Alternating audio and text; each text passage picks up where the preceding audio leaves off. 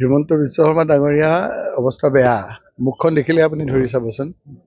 এতিয়া পুৰণি বিজেপিসকলক তেওঁ একাষৰীয়া কৰিছে, সেইকাৰণে বহুত ক্ষুব্ধ। আপোনালোকে তেওঁ যেনেকৈ লোকৰ ফিক্স ডিপজিট বিচাৰি ফুৰে, আমাকো ফিক্স ডিপজিট নোহোৱাকৈয়ে বহুতে আমাক কথাবিলাক কৈছে। তেওঁলোকে কৈছে যে আমাৰ আদৰ্শ নীতিৰ কাৰণে আমি কংগ্ৰেছত জইন নকৰোঁ। কিন্তু সেই আপোনালোকে কংগ্ৰেছৰ পৰা আহি যিকেইটা মানুহক দি আমাৰ গোটেই বিজেপিটো ধ্বংস কৰিলে, সেইখিনিক এবাৰ সোধাই নেৰোঁ।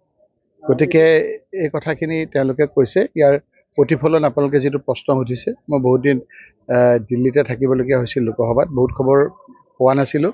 যদি 3টা গোট হৈছে বুলি কৈছে, এই কথাটো একেবাৰে মিছা নহয়, আমাৰ কাণতো আহি পৰিছেহি। গতিকে তেওঁ অকণমান চিন্তিত যেন লাগিছে মুখ্যমন্ত্ৰী ডাঙৰীয়া। পুৰণি বিজেপিসকলে মনটো বেয়া কৰিছে যে আমি ইমান কষ্ট কৰি কংগ্ৰেছৰ বিপক্ষে বাতাবৰণ সৃষ্টি কৰি ক্ষমতালৈ আহিলোঁ। এতিয়াও যিসকলৰ বিৰুদ্ধে কৈ ৰাইজক আমি কনভিন্স কৰি বিজেপি আহিলে, সেইসকলৰে আকৌ বিজেপিত দপদপনি। আৰু সেইকাৰণে এতিয়া বিজেপি পুৰণিসকল ঐক্যবদ্ধ হৈছে, জাইলং থাকিলং ৰূপ লৈছে। গতিকে তেওঁ হয় এওঁ জাইলং, নহয় তেওঁলোক থাকিলং। বহুতে নাহে, বহুতে আপোনাৰ কৈছে যে আমি নীতি আদৰ্শত নাহোঁ, আমি বিজেপিতে থাকিম।